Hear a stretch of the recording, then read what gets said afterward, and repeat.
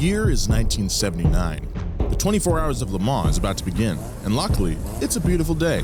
The historic track is drenched with sun and clear blue skies hang overhead as 55 teams kick their tires and light the fires for the 56th running of the endurance race. Considering such a picturesque beginning, few would believe just how vicious the competition would become. As a result of a heinous change of weather during the night, over half the field will either crash out or retire by the next morning, and those left in the race face a variety of mechanical issues. The endless rain would not make this an easy victory. At hour 23, Barbour Racing was in the lead. Their Porsche 935 needed to keep it together for just one more hour, but there was a problem. Something was wrong with the front left wheel. As driver Rolf Stommelen eased the Porsche into the pits, his teammate, movie superstar Paul Newman, scampered out with the crew to... Wait a minute, what? Paul Newman? Butch Cassidy Paul Newman? He was a driver at Le Mans? How am I the last to hear about this? How the heck did a pretty boy driver actor manage to gain the respect of the racing world? How did he start his racing career in his mid-40s, not only compete, but win? Few legends of the silver screen are as synonymous with auto racing as the late, great Paul Newman. Today on Past Gas, we learn about how gasoline ran through this blue-eyed icon's veins as much as any of his legendary movie roles. Past Gas Podcast. It's about cars, it's not about sports. Big thank you to our sponsor this week, Valvoline Motor Oil. I'm wearing my Valvoline Mark Martin shirt today. That's a coincidence. Guys, if you've listened to this show before, you know that Valvoline's been a longtime sponsor of this show. Valvoline sponsors our show, and Valvoline also sponsors Donut shop manager Adam Knapik and his Formula Drift car. So that's really sick.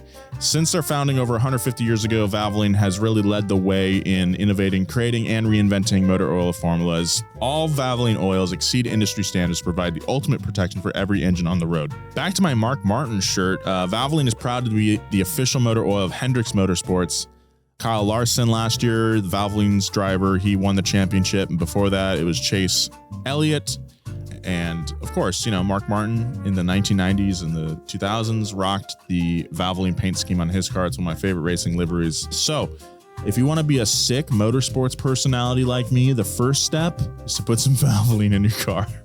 All right, maybe that's not exactly true, but it still protects your engine and lets your engine grow old without acting old. So get some Valvoline in your car today. Thank you, Valvoline. Have you ever made money from flipping a car? I have once in my life, but we all know if you pick the right collectible or asset or whatever, you could be sitting on a golden ticket. Like that dude who bought the Andy Warhol painting for 10 grand and then flipped it for $195 million this summer. You ever make a flip like that? But look, now you can actually get into the art game with the very same multi-million-dollar paintings you've seen on the news. But for you, it's only a fraction of the full price. That's thanks to Masterworks. This is an investment. It's not crypto or NFTs. You're not buying Bored Apes, hoping that they'll appreciate in value. These are actual physical paintings that Masterworks buys, and then they break them into shares. That way you don't need $1 million to buy the full painting. But you can still get the potential rewards when Masterworks sells the paintings again. It's basically like you're investing in a company, and if the company does well, you get to share the dividends, only this is Masterworks painting. These are works of art. This is a unicorn startup out of New York City, not some random crypto. And you know us, we wouldn't suggest it if we didn't think it was a good idea. You don't need to be a millionaire to invest in these paintings. You can just buy a couple shares. And that's what I like so much about it. You get a little piece of art, make some money. It's great. So if you want to get started on Masterworks, they just sold another painting and demand has been so high that there's a wait list. But you can actually skip it by going to masterworks.art/passgas. That's masterworks.art/passgas. See important Regulation A disclosures at masterworks.com/CD. That's masterworks.art/passgas to skip the waitlist. I just actually came back from Barbour. That's where I get my Brazilian. You're Brazilian? Yeah. It's not a Brazilian, dude. It's a Brazilian. Brazilian. Brazilian. All jokes aside, I think we all do associate Paul Newman with racing And acting. I was going to say salad dressing. Oh, yeah. He's the salad dressing guy. He never took a penny from that. All went to charity. Yeah. That's cool. Speaking of acting, though, that was great acting in the intro. You were acting like you didn't know. Yeah. Acting. I think one thing that like I didn't realize until I just watched this documentary series on HBO about Paul Newman, and he didn't start racing until his mid-40s, which is insane. Mm-hmm. Like, that's huge. It's a sport where you start when you're like 8. Yes. Yeah. Traditionally. Yeah. Or nowadays. It gives me hope. Yeah, it gives me hope to become a professional skateboarder. But also, I mean, it also kind of shows like the latent talents that are just dormant in like probably everybody out there who might not ever have an opportunity to like follow any sort of path into whatever they're good at. You know? Right. So if you're out there and you're, a little older than you want to be, pick up that violin. Yeah. Pick up that skateboard. Start surfing. Get some football pads, and maybe you could be in the NFL. I tried surfing a couple days ago. How was it? I caught one wave. That's nice. sick. And otherwise got my butt beat by the ocean. Your legs sore? Legs are sore. Arms primarily sore. Yeah. Yeah. I went jet skiing the other day. Jet skiing. Yeah. You guys are Where'd such you go? water Where were you boys. jet Oh, my skiing? God. I was jet skiing in Minnesota on Lake Vermilion. Lake Vermilion. That's a badass sounding lake. Yeah, it's Yeah. a pretty sick It's the lake. official lake of Slipknot. Uh-huh. What? It is. The whole town is Slipknot themed. That's crazy. I think there is something to be said about him being an actor and being able to do this late in life because actors are really competitive. Hmm. And maybe he was just acting like he knew how to drive a car. Yeah. But he was like a method actor. He was like a member of the Actors Gang. The Actors Gang? Yeah. What's that? The Actors Gang is a Do they group beat of... you up? Yeah. Yeah. Dang. Metaphorically. They beat themselves up. But yeah, it was like James Dean was in it. Marlon Brando was in it. A bunch of people like those traditional method actor guys. Like basically the actors who changed acting from being like, hello, sir, welcome to the hotel. Like people like having real experiences. Basically, guys who wear floppy beanies and scarves now. You have Paul Newman and all these guys in the Actors Gang to blame for that. Actors Gang. Love it. For more just like a realistic portrayal of a human instead of like this vaudevillian. Yeah, it's like the reason that Jared Leto sent like used condoms to his co-stars during Suicide Squad. That's because it's funny. Yeah. So that's what the Joker would do. I feel like the Joker would be sexually, it would be a more private guy. Yeah. You know? Yeah. Probably very vanilla. No. Yes. No way. The Joker's into some shit, man. He's Well, into it's always blood like play. the most like outgoing people that are like quiet in It's bed. not true. And it's the quiet ones that are freaks. Untrue. Absolutely false statement. Joe's never had sex before. He's so energetic during the day. He's so dynamic with all of his schemes. He's running all over the place. When he gets home, he's probably very tired and does not have the energy for those sort of acrobatics. You're thinking that he turns it off and is able to stop being the Joker at home. He's not. He's the Joker all day. He takes his kit car Joker home. at home is like a very like 2007 webcomic where he's like, I'm crazy. And then he gets in the door and like has like a robe and It's a very slippers Funny on. or Die web Yeah, series. yeah. I'm the Joker, baby. I'm the Joker. I'm actually pretty crazy. You know, Danny Franco is the Joker at home. Are you gonna introduce us? Oh, right. Yeah. Hey, welcome to the show. God, got get way it out track. together, man. I go out of town I'm for a week excited and because everything you've been falls gone apart. for a while. Haven't seen you. This is the first time I've seen you in like a week, I know. and I'm just giddy. So that's James Pumphrey that here talking. Say hello, James. Oh, boy. Check it out. Great. Great intro. You And really surprised me. I'm sorry. Yeah. And we also have Joe Weber Rise up, Slug Nation. No. and his dog is here. Alfie. Alfie, named after Lily Allen's brother. Mm-hmm. He's in Game of Thrones. Yeah. Which brings me to my next point. my new car is called Greyjoy. Oh, cool. Because also Alfie Allen played Theon Greyjoy. Mm-hmm. In And Game of Thrones. And my car is gray. All right. My name's Nolan Sykes. And I tried surfing this week, and I'm going tomorrow. That's my new thing. surfing. We're going to become a surfing podcast. Next week's going to be about Kelly Slater. Kelly Slater, first man to surf on the moon. That's right. All right, let's talk about Paul Newman. Paul Leonard Newman was born in Shaker Heights, a suburb of Cleveland, Ohio, on January 26th, 1925. His father, Arthur, owned a sporting goods store, but athletics didn't come naturally to Paul. As he said later in life, I always wanted to be a jock, but I had no physical grace. The only thing that I ever found any grace in was an automobile. Suffice to say, one other place Paul managed to find some grace was on stage. His mom, Teresa, was a fan of the arts, and it clearly influenced young Paul. Throughout his teen years, he performed in theater productions across the state, and he briefly studied at Ohio University in 1943 before joining the Navy in the final years of World War II. After a color blindness test thwarted his hopes of becoming a pilot, 20-year-old Paul trained as a radio man and turret gunner. I wanted to be a pilot, but I couldn't tell the difference between the sky and the sea. Ups and downs, lefts and rights. You know, Saw colors up there. When I went out surfing a couple days ago, Oh it my was very God. foggy. This is so annoying. So like now, like the fog in the ocean, there's like no horizon. It was Wow. crazy looking. I hate surfing, Nolan. Yeah. Pretty cool. You know, I was so relaxed on my drive over. Uh-huh. Yeah, it was really. He's got life-changing. beads in his beard now. Paul was then sent to Hawaii and assigned to an aircraft carrier, the USS Bunker Hill, which at the time was a support vessel in the battle for Okinawa, one of the most gruesome conflicts of the war in the Pacific.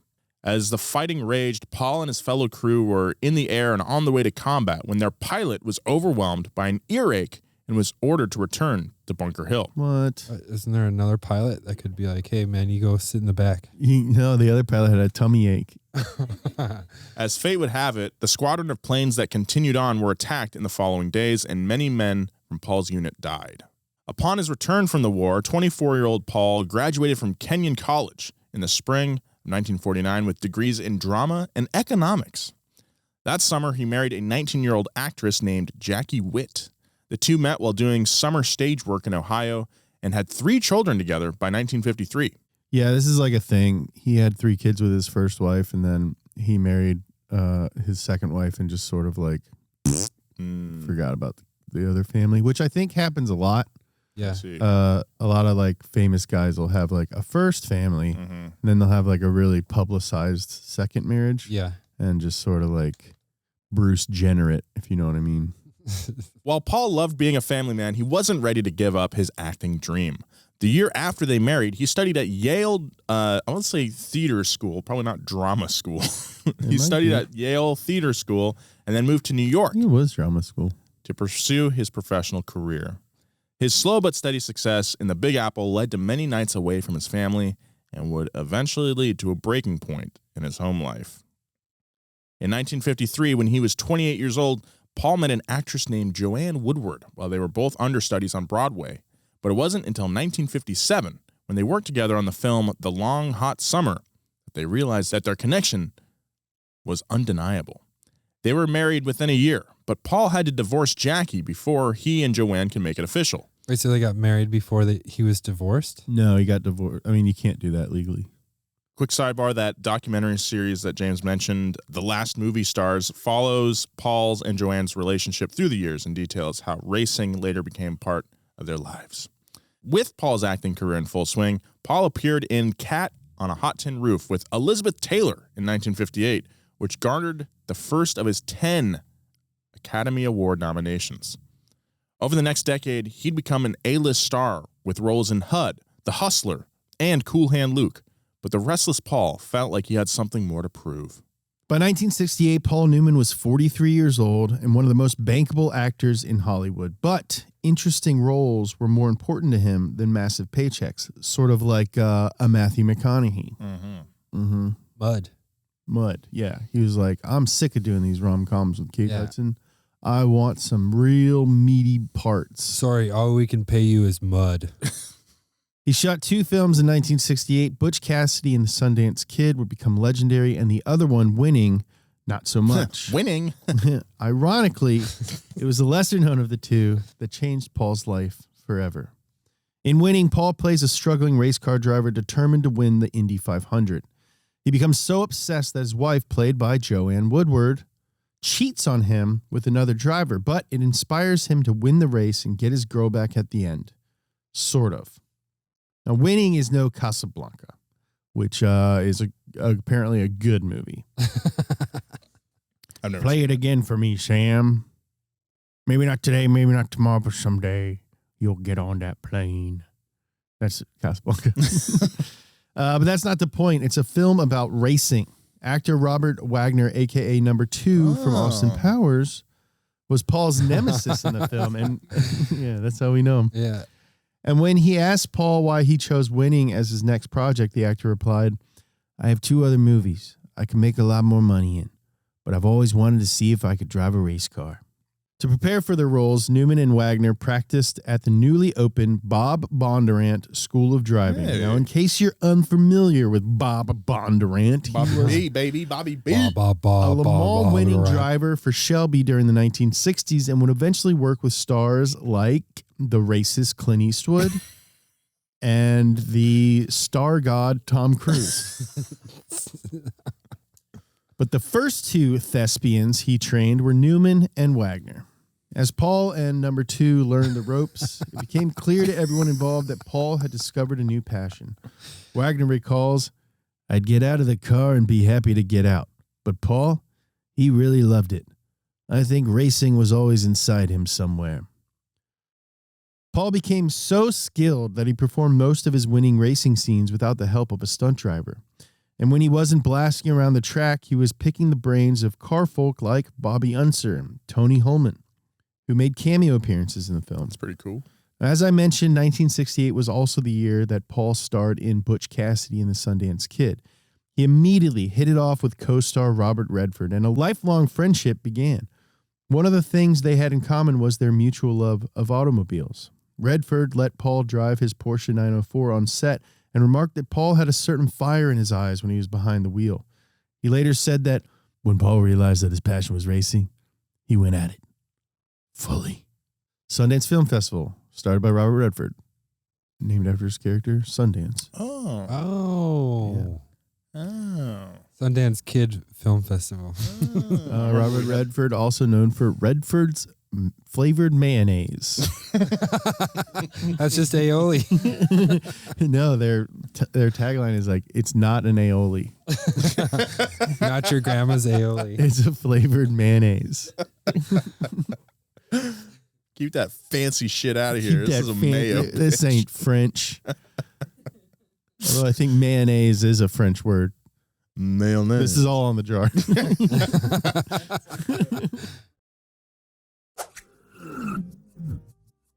Big thank you to Valvoline, our sponsor this week. Valvoline not only makes the best motor oil in the world, but they also make the best gear oil in the world. With their new FlexFill packaging, it's easier to fill your transmission and or differential than ever. I've got this stuff in my car. I love it. I can vouch for it. The squeezable pouch allows for less waste and easier application. It's like a giant Capri Sun. In fact, we just shot an ad yesterday about FlexFill, and the gag is that it's a big Capri Sun. So check that out. Valvoline FlexFill gear oil has extreme pressure additives for better load carrying capacity and better wear protection. There's also an anti-foaming agent in there to break down foam for better lubrication of your precious drivetrain. For those of you with limited slip, rear differentials, or front differentials, this stuff also contains a very good friction modifier for optimal performance of the clutch pack, so you don't have to worry about buying it separately and mixing it like some brands do. It has already got it in there, so don't worry. Get yourself some freaking FlexFill today, baby. Woo! Guys, what's the most you've ever made from flipping a car? Not in an accident, but reselling it. I bought a Nissan Z at the beginning of the pandemic and was able to get a little bit more money selling it later. Look, we all know if you pick the right collectible or asset, you could be sitting on a golden ticket. Like some guy who bought an Andy Warhol painting for 10 grand and then sold it for freaking $195 million this summer. You ever flip like that? Now you can actually get into the art game with the very same multi-million dollar paintings you'd see on the news, but for you, it's only a fraction of the full price. That's thanks to Masterworks. This is an investment, but it's not for crypto or NFTs. These are actual physical paintings that Masterworks buys, and then they break them into shares. That way you don't need millions for the full thing, but you can still get the potential rewards when Masterworks resells the paintings again. So basically, you're not on the hook for the whole painting. You can just buy a share of the painting. Then when Masterworks sells it, you get the dividends. We wouldn't suggest it if we didn't think it was a genius idea. Look, I'm a big fan of investing, and I just went to Masterworks' website and they make it so easy to invest in these pieces of art. And if you go there, use our link. It really helps us out, helps the podcast out, and you get to invest in art. So if you want to get started on Masterworks, they just sold another painting and demand has been so high that there's been a wait list. But you can actually skip it by going to masterworks.art/passgas. That's masterworks.art/passgas. See important Regulation A disclosures at masterworks.com/CD. That's masterworks.art/passgas to skip the waitlist. Now, as you might imagine, movie studios didn't exactly like the idea of Paul racing cars at 200 miles an hour. But by the 1970s, he was such a box office draw that they couldn't stop him. As Adam Carolla, that's right, that Adam Carolla, director/producer of the 2007... The inventor of the Corolla? The producer, the 2017 documentary Winning, The Racing Life of Paul Newman said, quote, Producers would say, we want to start a movie in March. And Paul would say, no, that's the runoffs in Atlanta. We can start in June. Because he was Paul Newman, they'd be like, okay. A little Norm Macdonald in there. Yeah. Fun fact. The first podcast I was ever on was Adam Carolla's podcast. Whoa. But he was out of town. So I guest hosted it That's pretty funny. with Matt Walsh. Oh, nice. So I've been on Adam Carolla's podcast, but he doesn't know. He had a bunch of like sick cars in the back of his studio. That's that man show money. it's got like a Mura and all this other stuff. A lot of Paul Newman's cars. This was all like, Datsun. So I assumed there was a Paul Newman car in there. Paul fully committed to racing in 1971 at the tender age of 46. There's still time for me. There is. Like any other rich guy, he could have entered high-profile Pro-Am events as a gentleman driver, but Paul didn't want special treatment. He wanted to learn. So Paul began his professional training at Lime Rock Speedway, which wasn't far from his home in Westport, Connecticut. Champion driver Sam Posey was one of Paul's teachers, who later said, quote, He was terrible at first. but also that Paul constantly practiced and asked questions. Datsun team owner and Paul's soon-to-be racing boss, Bob Sharp, was also at Lime Rock and saw a unique focus in Paul. I think the movie concentration helped his racing concentration. James, when you were on set, did you ever get into the movie concentration? No. That's why I'm on YouTube now. I was an awful actor. You can check it. You can see. No, you were good. No, there's movies with me in it. You can look. I'm not good at it. You watch Awful Nice or The High Road or Mr. Intangibles, which later became Bad Fan. There was like a 10-year stretch where everything was bad something. Yeah, Bad Santa, Bad Yeah, Boyfriend, Bad Grandpa. internet. Two essential attributes for any successful race car driver are intense preparation and laser-sharp focus. Fortunately, Paul had honed those exact skills during his acting career. When Paul accepted a film offer, he gathered all possible research on his character and obsessively rehearsed. He later said, quote, The one thing you learn with acting is to go out there and make mistakes. In order to do it right, you have to do it wrong. And the same thing is true for racing. After a few months of training, Redford visited Paul at Lime Rock and saw how much of an obsession racing had truly become for Paul. He became so boring Redford joked. because that's all he'd talk about. I'd say, so how you doing? And he'd say, well, let me tell you about this car. It started to drive me crazy. Just swap car for surfboard. Yeah, that's Nolan I've now. mentioned surfing twice. It's annoying. Okay, Mr. Jetski. To razz That's what they Paul's call me. childlike excitement for automobiles, Robert Redford ordered a crushed car from a salvage yard and had it wrapped like a present and delivered to Newman's back porch. A few weeks went by and Redford received a gift in return. The same car, except smashed into a dense chunk of metal. As a final volley, Redford intentionally hired a not-so-talented abstract sculptor to work on the cute junk, then delivered it back to Newman's home, this time in his garden. Despite frequently seeing each other during the charade, Redford laughs, quote, We never spoke about it in person. That's really funny, though. It is very funny. That's our rich guy joke. a cube car with the little sculpture on top would be kind of sick to have in your garden. When you were reading that, I was like, I bet Nolan would actually like that. Nolan would. I've mentioned it on this podcast, but Joe and I helped Nolan move. Yeah. He now lives with his girlfriend, so I think he has different furniture. But all of Nolan's furniture looked like they were from a haunted hospital. Yeah. So much patina. Yeah, he got it all from a Trent Reznor garage sale. Yeah, I saw Jonathan Davis there, too. It was pretty sick.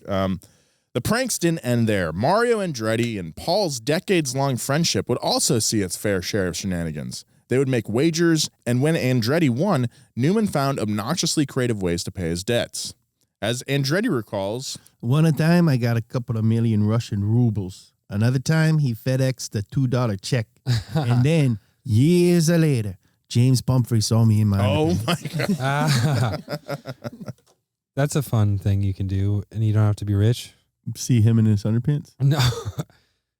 FedEx a $2 check. Yeah. I have a bet that I made in 2017 with a friend. He bet me $45,000 that a baseball game would end 6-9. And he was really close. It was 6-8. But I told him he could pay me $1 a year for the next 45,000 years. Yeah. So every July 8th, he Venmos me $1. That's great. That's Wow. awesome. That's cute. Yeah. I think your friends shouldn't make bets they can't pay. Paul Newman's racing career began in 1972 when he strapped into a Datsun 510B sedan for Bob Sharp Racing.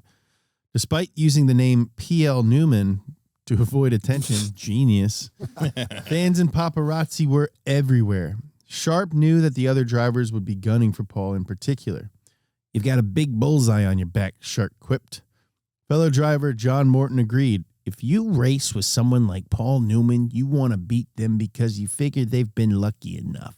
They're out there pretending to be a guy, and everyone's like, ooh, this guy's so good at pretending to be a guy. Well, let's see how good you are racing cars, stupid. Predictably, Paul's first years were rough, as late finishes, crashes, or retirements were all too frequent, but he was determined to get better and said, I'm a slow study, and I know it's going to take me a while, but you can't quit something just because they're laughing at you. Especially comedy. Especially comedy. Yeah, keep going. By starting his career with those boxy Datsuns, Paul gained the respect of his racing peers because he was starting out like anyone else trying to climb the ranks. PL was also a major factor in historic growth for the Japanese brand by appearing in commercials and sponsorship events. This is later, but they actually had an R31 Skyline Paul Newman edition. That's sick. Yeah. It had a four-banger in it. Wow, I want one. Get me one. Yeah. Thanks, guys. Paul's efforts finally paid off when at the 1976 Sports Car Club of America runoffs in Atlanta, he drove a Triumph TR6 to the first of 4 career SCCA national championships. Wow. He was 51. Whoa. Soon after, he teamed up with Bill Freeman to form Newman Freeman Racing. Not only did they run the team, but the two men raced together. One of their first exploits was the 12 Hours of Sebring the next season, where they drove a white and pink 1974 Porsche 911S sponsored by Beverly Porsche Audi. That's sick. Within 2 years, Newman Freeman took home the Can-Am Team Championship trophy. Hell yeah, dude. However, personal tragedy struck Paul in 1978 when his only son, 28-year-old Scott, died of a drug overdose after a lifelong struggle with addiction. Paul and Scott's mother, Jackie, were devastated. Scott had his own blossoming career as an actor and often joined his father at the racetrack. But despite their very close relationship, it's difficult to imagine what it was like to live in the towering shadow of Paul Newman. Paul even admitted to film director Sidney Pollack, "I don't think I'd want to be my own son." Tragically, Scott once told a family friend, "It's hell being his son, you know? I don't have his blue eyes. I don't have his talent. I don't have his luck. I don't have anything. That's me." Sheesh. That's rough. I'm scared that that's how my son's going to feel. Chellin? Chellin, yeah. My son Chellin. I don't have his brown eyes. I don't have his brown Yeah. eyes. I don't have his red face. Paul was naturally heartbroken by Scott's death, but racing helped him cope with the devastating loss. Rather than stepping away from the sport, Paul insisted on practicing 5 days a week. Adam Carolla summed it up. When his son died, I don't think he wanted to sit around and think about it. He just wanted to get in the car and think about nothing but the next corner.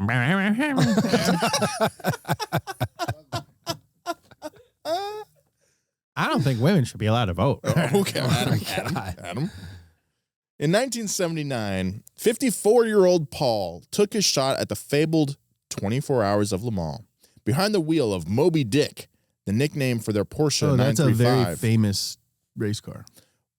That's that real long 911. Yeah, with the big whale tail and everything. Big whale tail, Yep. Had a spool rear end, basically locked. Wow. Yeah. What does that mean? Like, you know, there's like limited slip differentials, but then there's a spool differential is basically locked. Like it's like how low cars differential is welded together. Yeah. It's not welded together, but it like functionally how it's designed. Does that have any give? No. Oh. They're usually Not great for parking lots. They're great. Yeah, they're usually like for like drag cars have them. Oh. But I'm not really sure why they had this on the Porsche. Paul, team owner Dick Barbour, and F1 racer Rolf Stommelen drove in 1-hour shifts in what would prove to be a truly historic race. As we mentioned in the opening, the day started out clear and beautiful, but as evening fell, the weather turned, consuming the track with rain and fog for most of the night. The effects of the miserable conditions were evident by the next afternoon. 55 cars started the race, and only 22 finished. Paul's team, however, was still grappling for the lead when they were forced to take an extended pit stop in the 23rd hour to chisel a bolt off the front left tire. Despite the late bad luck, Newman and company won their class and claimed second place overall. Paul said it was the most rewarding race of his career. You think? Like winning Le Mans in your class and getting second overall? That's like if Chris Pratt went and like won Monaco. Yeah, that's true. It is like that. It is. It is. That would probably be more impressive. Yeah. Yeah. Probably. Yeah. Unfortunately, Paul's glory at Le Mans was tarnished by the most intense harassment from press and paparazzi he had ever experienced as a racer. Not only did photographers literally climb the outside walls of Paul's rented house, but one reporter even accosted him during that intense 23rd hour pit stop. Oh, that would bug me so much. Yeah, dude. As a result of the relentless harassment, Paul never returned to Le Mans, but his impressive performance was more than enough to gain admiration from his peers. You could have came back as Larry Newman.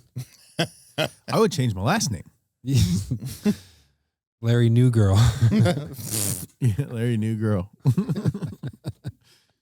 Zoe New Girl. Dick Barbour emphasized the respect Paul earned with the impressive finish, saying, quote, Other drivers from around the world really developed incredible respect for Paul, in that he was one of them. They all knew how difficult winning at Le Mans was. Most of them had never won it. So what do we say about that, Brazilian? I got a swim meet coming up, and I got to get rid of all this drag. By the early 80s, the Cayman circuit was dominated by Lola and their cigar-chomping team owner, Carl Haas, no relation to Gene Haas. Haas not only had money to burn, he was also the national distributor for Lola cars and Hewland gearboxes. Haas admired PL's commitment to the sport and decided to make him an offer to run a team together in late 1982. By Paul's account, Carl called and said, "How would you like to go IndyCar racing?" And smoke started coming out of my ears. I said, "Are you nuts? I shouldn't even be listening to this invitation." Then he said, "What if I could get Mario Andretti to drive?" And I said, "Where would you like to meet?" I still had smoke coming out of my ears at that point. And I went to the doctor. And he was like, "You smoking backwards, buddy." Within a few months, the two formed Newman Haas Racing and found immediate success in the kart open wheel series. Andretti won the 1984 championship and would go on to spend 12 years driving for the team. Newman Haas racked up over 100 IndyCar race wins during their partnership. wow, Jesus. That's a lot. That's a successful team. Other drivers who won championships for the team include Mario Andretti's son, Michael, in 1991, Nigel Mansell in 93, and a wicked 4-year run of dominance in the mid-2000s by Sebastian Bourdais. Ironically, the only major race Paul Newman's team failed to win was the Indianapolis 500, although they finished second twice. Ooh. It shouldn't come as a surprise that Paul's personal car collection was as unique as the man himself. Rather than flashy sports cars, Paul loved Q cars, as they're known to the Brits, which are normal-looking vehicles that essentially have a jet engine under the hood, but not literally. David Letterman was also a fan of Q cars, and he even once received a phone call from Paul. Quote, this is a story that Letterman told on Comedians in Cars Getting Coffee with famous everyman Jerry Seinfeld. You want to buy a monkey? You got any gum? Paul said it's a custom Volvo 960 station wagon, okay, but it's different. He's going to take a small block Ford V8 racing engine, strip out the transmission and suspension, then supercharge it. It was like an atomic furnace under the hood. It would go 170 miles per hour, and underneath the exhaust system would glow bright orange. Paul also had an insane Volkswagen Bug convertible, which had a Holman Moody Ford Racing V8 that was intended for cars like the GT40. Nope, no thanks. That's insane. Marty Andretti said, quote, Paul just wanted to be totally incognito, if you will, but if you recognize him, it was time for him to open somebody's eyes. That's awesome. And then, later on, James Pumphrey saw me in my underpants. Adam Carolla describes himself as the unofficial Paul Newman racing curator and has been collecting Paul-related machines and memorabilia for nearly 20 years. He first bought a 1972 Datsun 610 that had been raced by Bob Sharp and has since gone on to build an arsenal of cars and collectibles with hopes of opening a Paul Newman racing museum someday. He's got a lot of them. He does. For his 70th birthday, It's that love line money. It's that love line money. It's that man show money. It's that podcast. He's also a Podcast, contractor. podcast Oh, money. yeah. He was a contractor. He was a contractor. He was Maybe- a contractor like Harrison Ford was a carpenter. What Don't does get that me mean? started. What does that mean? Harrison Ford was a carpenter. So he was. So he was. Yeah. But don't get me started. For his 70th birthday, Paramount Pictures gifted Paul a sponsored ride in the 1995 Rolex 24 Whoa. at Daytona. That's a sick gift. That's a sick gift. But he's 70.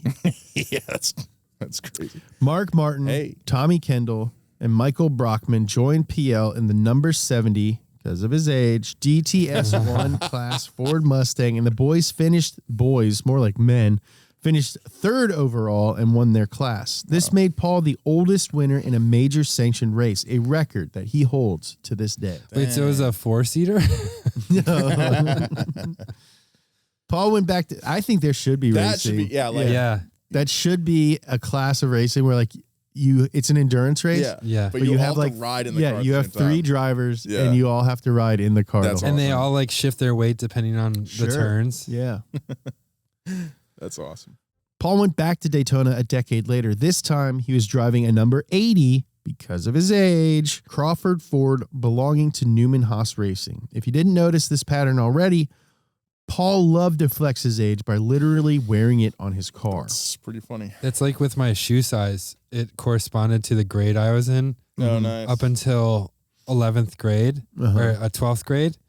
And then I was really like 11 and a half, but I would buy 12s because I wanted it to be true. You love still that. buy 12s? No, I buy 11 and a half. Damn, we could trade shoes. We still can. I guess.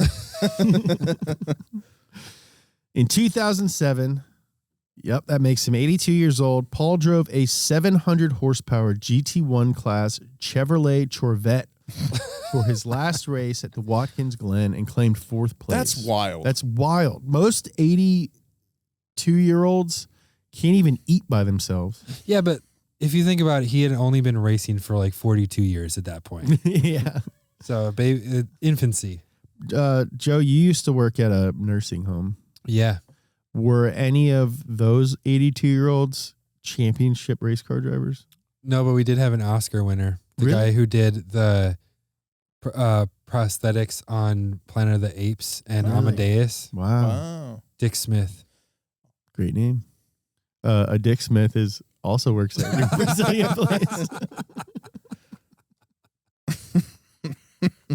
And it was around this time that Paul began to appear skinnier than his already slight 165-pound frame. That's not slight. I weigh 120. By the summer of 2008, he was often questioned about his health, but he smiled and said that he was only being treated for athlete's foot and hair loss. On September 26, 2008, Paul Newman died of lung cancer in his Westport, Connecticut home. Ever the private man, Paul didn't want the masses to know he'd been suffering and instead lived out his final months as fully as possible, which included one last run at Lime Rock only a month before he died. Wow. Behind the wheel of his GT1 Corvette, the track shut down for 2 hours so he could take the final laps of his life. Wow. Oh. That's the way you want to live, though. You know, it's like get after it, live for yourself. And that. Yeah, Yeah. Chadwick Boseman, Virgil Abloh, Mm-hmm. just die out of nowhere. There have been a million stories written about Paul Newman, and today we've learned why there will probably be a million more. The man had talent, charisma, and good looks for days, let's be honest. But what truly set him apart was his authenticity and his humility. What very may well have been the most lasting part of Paul Newman's legacy will be his generosity. Against the advice of his agents, friends, pretty much everyone except his wife Joanne, Paul created his charity organization, Newman's Own, in 1982. He even made sure that 100% of the profits continued to go to charity after his death. And as of this recording, all that salad dressing and pasta sauce has generated over $550 million for children's charities around the world. And Oreos that don't taste that good. Yeah, I've never really ventured past like the sauce accoutrement. The dressing is great. Yeah. Well, yeah, If you're a salad fan, let me tell you, Paul Newman, Newman's Own, is one of the best you can get. You don't even have to shake it up. Yeah, you do. I was about to say, shake it pretty good. yeah. No, because first you get the oil, and then towards the end of the bottle, you start getting that vinegar, and it's great. The top is really round and the bottom is very sharp. They give you two sauces in one bottle. Yeah. The top is yucky. Kind of makes you poop too much. The bottom is very flavorful. Throughout his life, Paul was at the forefront of social issues, passionately fighting for the rights of minorities and women at a time when it was far from fashionable. He was such a vocal opponent of Vietnam-era American politics that he was placed 19th on Tricky Dick Nixon's enemies list, something Paul claimed was his greatest accomplishment. Fuck yeah, dude, that's awesome. Yeah, dude. He was a big opposer of the Vietnam War. Like, he marched in the Million Man March. Wow. He was big advocate for civil rights. Then in 1988, Paul founded the Hole in the Wall Gang Camp in Ashford, Connecticut, where, for no charge, nearly 15,000 seriously ill children visit year-round and get the opportunity to kick back, relax, and raise a little hell, as Paul described. Hole in the Wall Gang was the name of the gang in Butch Cassidy and the Sundance Kid. Oh. So Robert Redford started a film festival named after his character. Paul Newman started a camp named after their gang. I think it's safe to say that those guys had a pretty good time on set. Even at the track, Paul was determined to break barriers. Willie T. Ribbs, the first black driver to compete in the Indy 500, reflects on how Paul vouched for him to get his first seat in the SCCA. Quote, It was the day before Thanksgiving, and I got a call from PL. Changed everything. what's more, Ribbs didn't even drive for Paul. He raced for his competitor, Trans Am. Tears in his eyes, Ribbs said, quote, If it wasn't for Paul, I never would have been a professional. Paul Newman's automotive achievements over the years are remarkable, to say the least. For anyone to attempt a racing career takes major cojones, but to start as a novice at the age of 46 and go on to win is truly wild. It also helps you have a bunch of money. A bunch of money, acting. and you're the coolest guy on the planet, and everyone wants to hang out with you. Yeah. So, like, a lot of this is like race car drivers are like, fuck yeah, I'll hang out with Paul Newman. Yeah. It's pretty cool. Pretty cool. Yeah. That's why Bryan Cranston gets to hang out with Max Verstappen all the time. I can't think of like a. They're like best friends. Cranston and Verstappen. Everyone knows that name, that combo. But for real though, he became an elite driver and Max in the middle. had one of the most For real, though, he became an elite driver and one of the most successful team owners in racing history. And many who witnessed Paul's racing career said that if he never acted, he could have had an equally legendary career as a driver. But Paul was more than that. Perhaps he can best be summed up by Bob Sharp, who said, quote, "We loved Paul for Paul, not because he was an actor. He was a great human being." There you go. Yeah, Paul Newman's one of the coolest guys to ever grace the planet. Sick actor, super handsome, philanthropist, big charity guy, and race car driver. He's like as cool as Steve McQueen, but like way nicer. Way nicer, way cooler, yeah. Yeah. He's like the nice Steve McQueen. Yeah. Not that I heard McQueen was mean. No, I think he's like. he was. Oh, really? Probably. Did Cranston say that? Yeah, I'm responsible for a Steve McQueen rumor. All right, well, we've got some fan mail this week. This one's from Barbour. Hey, Donut Media team, I was listening to the podcast while trying to stay awake at work, and I heard Jeremiah say how he gets messages from people about how race engineering isn't really a degree that exists. I graduated from IUPUI in Indianapolis as a ME, which I assume is mechanical engineering. But I do know it's the only university in the country that offers an accredited motorsports engineering degree. That's sick. All right, so that's dope. I just want to let you know in case you'd like to share that with other listeners who might be interested in the field. Dude, that's awesome. That's awesome. We're all going to quit our jobs and go get mechanical engineering degrees in motorsports. Yeah, So IUPUI in Indianapolis, motorsports engineering degree. I'm going to quit. I'm going to transfer. I'm going to quit too. I'm transferring. Do you think my donut credits will be honored at IUPUI? Oh, has this been a school the whole time? Yeah. Oh, whoa. Wait, you guys don't pay tuition? I got in on legacy. Oh, okay. So thank you for your email, Barbour. That's awesome. Oh, he says, P.S. currently itching for a new episode of DRS. DRS Nice. is another podcast on the Donut Podcast Network hosted by Nolan Sykes And Alanis King and Elizabeth Blackstock. We release an episode every Wednesday after a race weekend in Formula One. It's like a Formula One podcast if you're not a snooty snooter. Please follow my boys. Follow James Pumphrey at James Pumphrey.